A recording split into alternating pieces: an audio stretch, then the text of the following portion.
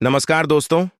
स्वागत है आप सभी का हमारे इस चैनल एस्ट्रो सच पर। दोस्तों, अगर आप भी अपनी लाइफ में कुछ नया सीखने की चाह रखते हैं तो इस चैनल एस्ट्रो सच को अभी सब्सक्राइब कर लें। दर्शकों, 8 मार्च 2024 शिवरात्रि से पहले चुपचाप गाय को खिला दें। यह एक छोटी सी चीज। उससे पहले आइए जानते हैं शिवरात्रि का भय कब है।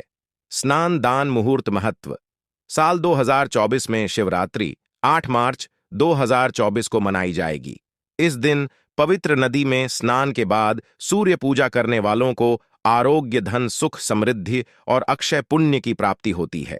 पंचांग के अनुसार साल 2024 शिवरात्रि का पर्व में शुक्रवार के दिन पवित्र नदी में स्नान करने से कुंडली के ग्रह दोष दूर होते हैं। चंद्रमा और शनि दोनों की कृपा मिलती है। शिवरात्रि के दिन से धर्मा उत्तर दिशा की ओर गति करते हैं। इस अवधि में चंद्रमा का तेज अधिक होता है। यही वजह है कि शिवरात्रि में शिवजी की पूजा अर्चना करने से मान सम्मान, धन और स्वास्थ्य लाभ मिलता है। कहते हैं इस दिन गुड़, अन्न, वस्त्र, काला तिल, खिचड़ी आदि का दान करने वालों को मोक्ष की प्राप्ति होती है। शिवरात्रि से धरती पर अच्छे दिनों की शुरुआत मानी जाती है। चंद्रमा के उत्तरायण से देवताओं के दिन का आरंभ होता है। धार्मिक मान्यताओं के अनुसार शिवरात्रि के दिन स्वर्ग का दरवाजा खुल जाता है। इसलिए इस दिन किया दान पुण्य अन्य दिनों में किए गए दान पुण्य से अधिक फलदायी होता है। इस दिन व्रत भी किया जाता है। वास्तव में 8 मार्च शिवरात्रि के दिन अगर आप यह उपाय कर लेते हो तो यकीनन आप पर मां लक्ष्मी की कृपा होगी और आप धनवान बन जाओगे। आप धनवान न बने तो मुझे बताना दोस्तों। बस जो उपाय आपको बताया जाए वह उपाय कर लेना। चलिए जानते हैं।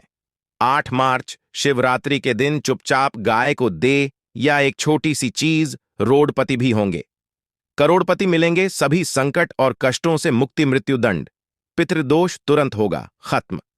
पूरे साल आपके भरे रहेंगे अन्न धन के भंडार।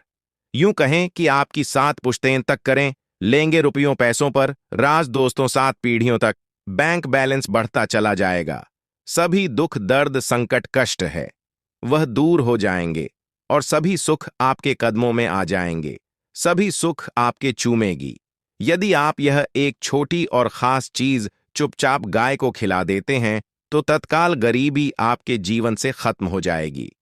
हमारे प्राचीन धर्म ग्रंथों में गाय को एक अत्यंत महत्वपूर्ण और पवित्र पशु माना जाता है।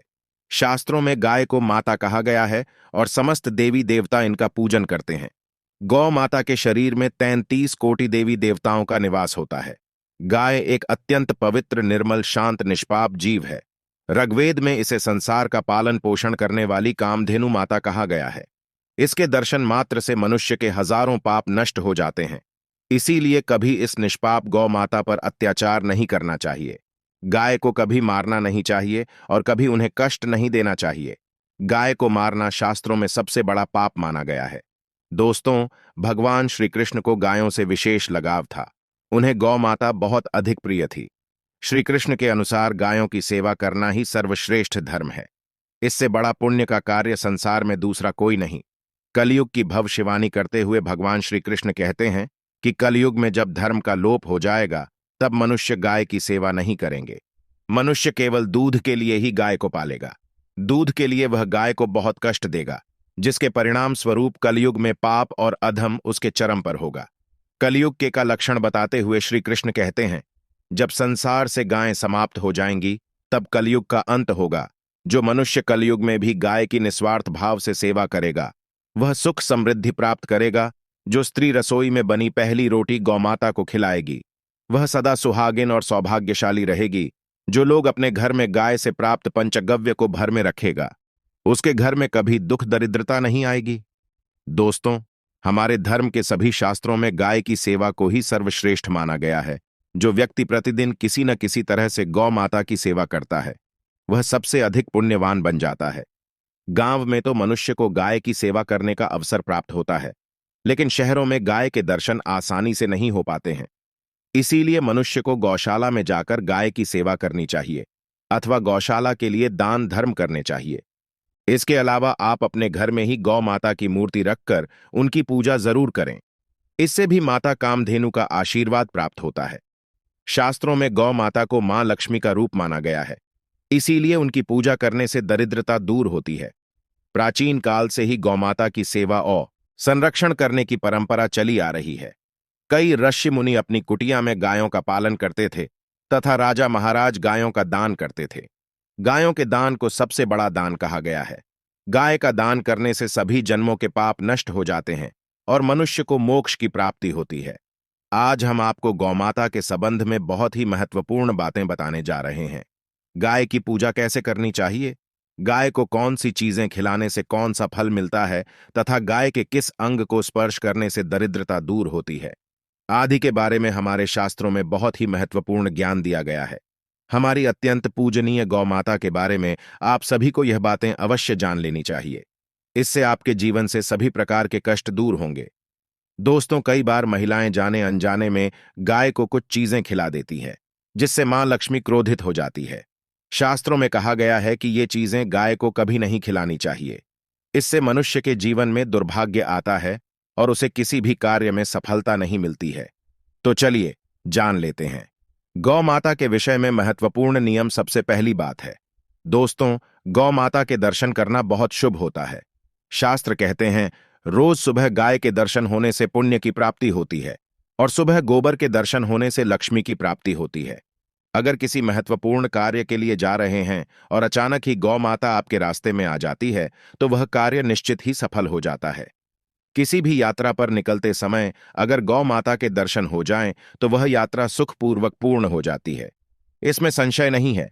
ज्योतिष शास्त्र के अनुसार कुंडली में यदि पितृ दोष होता है तो अन्य उपायों के साथ साथ गौमाता को प्रतिदिन रोटी और घास खिलाने से लाभ होता है और पितृ दोष से मुक्ति मिलती है।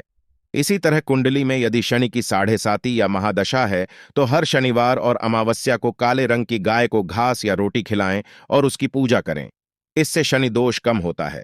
गौमूत्र यानी कि गाय का मूत्र बहुत ही उपयोगी, पवित्र और स्वास्थ्य की दृष्टि से अत्यंत हितकारी होता है। आध्यात्मिक दृष्टि से तो गौमूत्र का महत्व है ही, साथ ही वैज्ञानिक और स्वास्थ्य की दृष्टि से भी गौमूत्र के बहुत से लाभ बताए गए हैं। गौमूत्र में बहुत से खनिज पदार्थ और स्वास्थ्य वर्धक तत्व होते हैं जो हमारे शरीर की शुद्धि करते हैं और बहुत से रोगों से भी बचाते हैं। साथ ही गौमूत्र छिड़कने से वातावरण में शुद्धता और पवित्रता व्याप्त हो जाती है। इसीलिए हमारे शास्त्रों में शरीर को निरोगी रखने के लिए प्रतिदिन गौमूत्र का सेवन करने तथा घर में गौमूत्र छिड़कने के लिए कहा गया है। कुंडली में शुक्र ग्रह की स्थिति को मजबूत करने के लिए ज्योतिष शास्त्र के अनुसार सुबह के भोजन में सबसे पहली रोटी निकालकर एक सफेद गाय को खिलाना शुभ माना जाता है।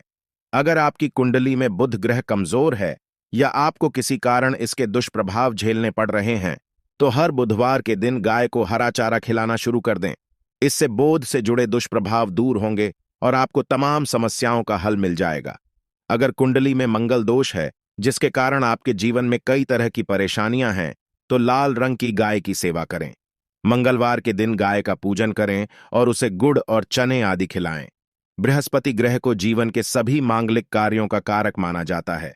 ऐसे में अगर किसी व्यक्ति के जीवन में विवाह आदि मांगलिक कार्यों में विघ्न निर्माण हो रहे हैं तो उन लोगों को कुंडली में बृहस्पति ग्रह की स्थिति को मजबूत करने के लिए रोटी पर गुड़ और चने रखकर गाय को खिला देना चाहिए।